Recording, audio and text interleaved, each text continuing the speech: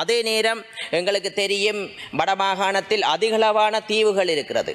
தீவுகளை எடுத்துக்கொண்டால் உண்மையாகவே அத்தியாவசியமான மின்சாரம் என்பது அத்தியாவசியமானது. இதுவரை காலமும் ஜெனரேட்டர் தேர்மல் ஊடாகத்தான் மின்சாரத்தை வழங்கி வருகின்றார்கள். அதற்கு கூட அந்த எரிபொருட்களை கொண்டு செல்வதற்கு கூட பலர் இடர்பாடுகளை ஏற்படுத்தி வந்திருந்தார்கள். ஆனால் இன்று நாங்கள் நெடுந்தீவு, அனலதீவு, நைனாதீவு போன்ற பிரதேசங்களில் விண்மில்களையும் அதே நேரம் சூரிய மின் கலங்களையும் நாங்கள் நிறுவி அதன் ஊடாக அந்த பிரதேசத்திற்கு வினைத்திறனாக மின்சாரங்களை வழங்குவதற்கு எங்கள் அரசாங்கம் நடவடிக்கை எடுத்து வருகிறது.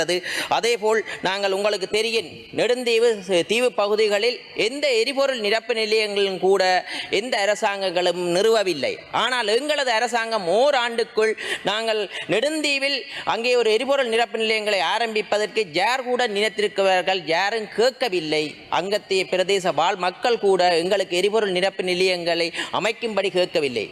ஏனென்றால் நாங்கள் கூறுகிறோம், அவர்கள் நினைத்திருந்தார்கள் அங்கே எரிபொருள் நிரப்பு நிலையம் பெற வேண்டார். ஆனால் நாங்கள் எமது அரசாங்கமானது எரிபொருள் நிரப்பு நிலையத்தை நெடுந்தீவில் நிறுவி அந்த நிரப்பு நிலையங்களை கூட நாங்கள் தனியாருக்கு வழங்கவில்லை. ஆனால் நாங்கள் நிறுவும் போது என்னிடம் கூட ஒரு தனியார் வந்து கடற்தொழில் மீன்பிடி சம்பந்தமான தொழிலை செய்பவர், தாங்கள் எரிபொருள் நிரப்பு நிலையத்தை செய்கின்றோம், எங்களுக்கு அனுமதியை தாருங்கள் என்று. ஆனால் எமது அரசாங்கமானது அங்கே இருக்கும் கோஆபரேட்டிவ் நிறுவனத்திற்கு அந்த எரிபொருள் நிரப்பு நிலையத்தை கொடுத்திருக்கின்றது.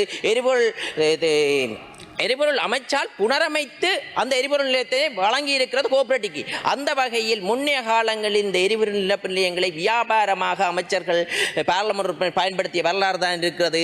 எங்களது அமைச்சு அந்த அமைச்சின் நிதியை பயன்படுத்தி அடித்து அந்த பிரதேசவால் கஷ்டப்பட்ட பிரதேசவால் மக்கள் கோஆபரேட்டிவ் நிறுவனம் முன்னேறுவதற்கு அந்த கோஆபரேட்டிவ்க்கு வழங்கி இருக்கிறது என்பது அது பெருமையுடன் நான் கூறிக்கொள்ள விரும்புகிறேன்.